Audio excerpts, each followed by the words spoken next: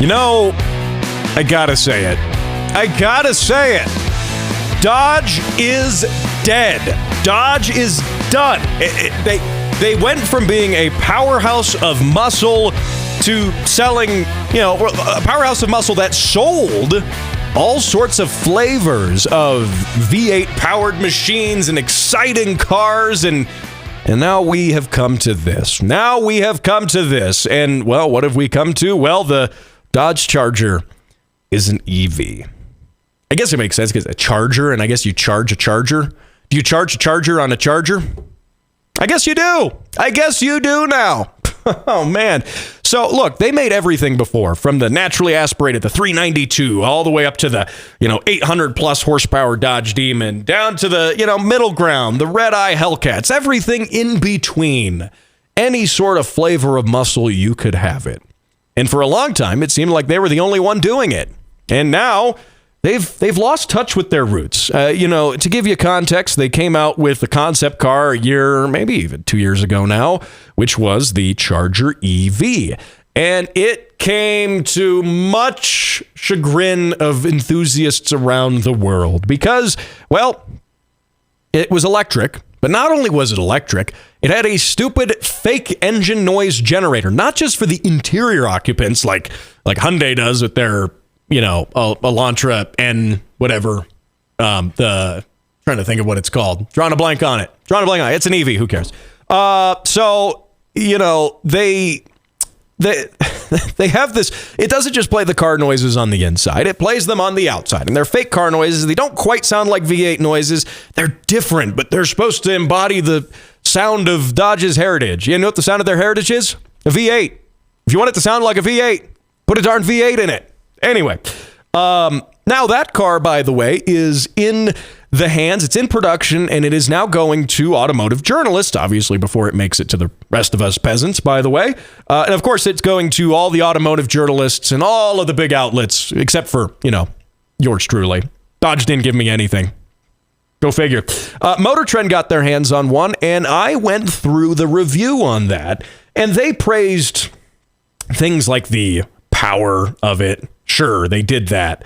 They praised the handling. They praised that. They said the interior was nice on it. The nicest Dodge had ever built. Good for Dodge for building a car with a nice interior. Fine. Whatever. Okay. But, and they concluded in that article that it was a real muscle car. They started with skepticism. Well, we don't really think it's a real muscle car, but by the end of it, yeah, we're convinced based on the performance and the attributes of the car that it holds up to the muscle car reputation, and it is a real muscle car. I'm sorry, but what? How? How do you come to that conclusion? Do you even know what a muscle car is? You're Motor Trend. You should know what a muscle car is. In fact, I'm pretty sure most car guys are born with that knowledge. I mean, that knowledge is actually integrated, at conception. Okay, that's how far back that goes. And Motor Trend has lost touch. Dodge has lost touch.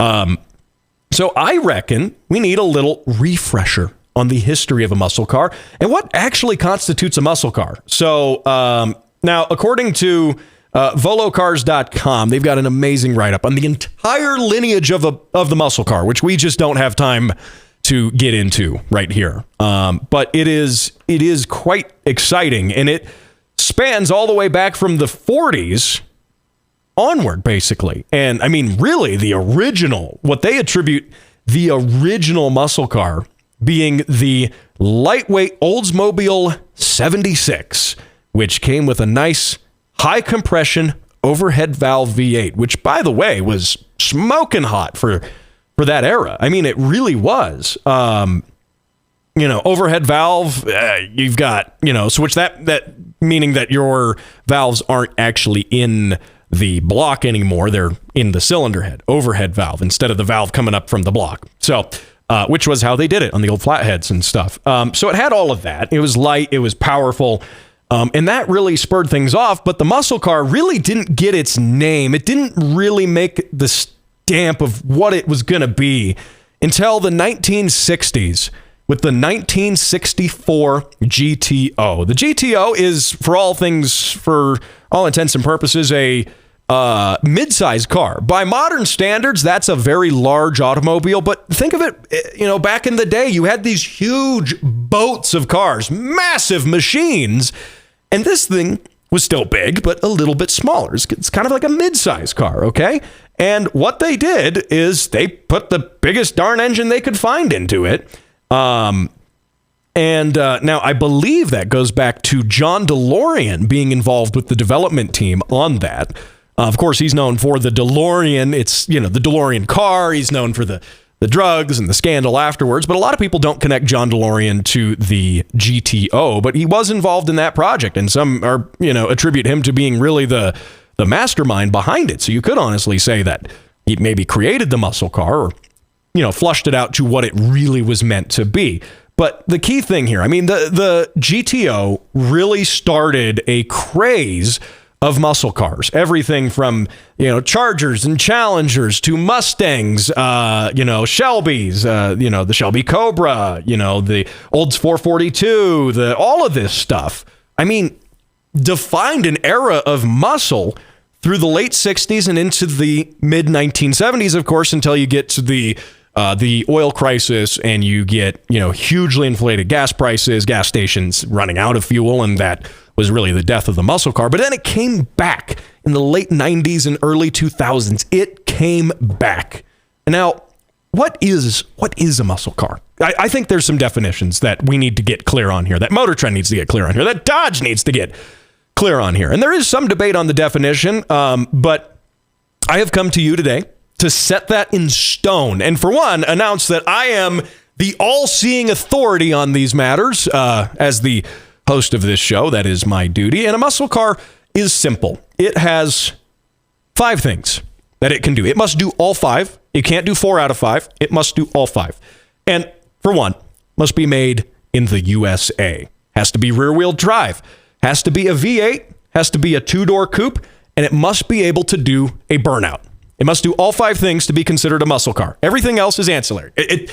Everything else doesn't really matter in the grand scheme of things. And why does it have to be made in the USA? Obviously, because as Americans, the United States, we birthed the muscle car. Therefore, really, we're the original parent of it. We have custody of that. We created cheeseburgers, rock and roll, and muscle cars. Ask anyone outside of the U.S. what the U.S. is known for, and they'll tell you cheeseburgers, rock and roll, and muscle cars. And you're darn right about that. Now, of course, the Germans, the Japanese, by the way, they can make a V8 rear-wheel drive 2-door coupe that does burnouts, and I encourage them to do that.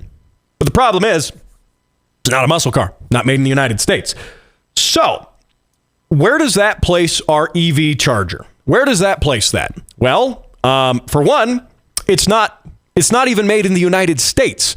It's made in Canada. Ontario, Canada is where they manufacture the EV chargers. Now, of course, I love our frozen northernly brothers, most of them, but they're not U.S. citizens, and Canada is not the United States. There's nothing we can do about that. Now, granted, I would consider a position where we do annex Canada and make it the 51st state. I would consider that. I do fully support that, by the way. But even then, that wouldn't be enough to make the EV charger a muscle car. It just wouldn't. That's right, by the way. That's right. Annexing Canada is not even enough to make this a muscle car. That's where we're at with this. Now, Motor Trend argued that the only reason we used the V8 in the original Charger was because it was the best way to make power. And had we had EVs as an option, we would have used them then. And then they would have became muscle cars. And that's just speaking in hypotheticals. We're not arguing what could have been a muscle car. We're arguing what is a muscle car, what has been created based on the history, the lineage, all of the above. So I hate to admit it, but there is one true muscle car in the world right now, in the country, in the United States, really, and that's the Ford Mustang. So anyway, based on these factors, the courts have ruled the EV Charger is not a muscle car.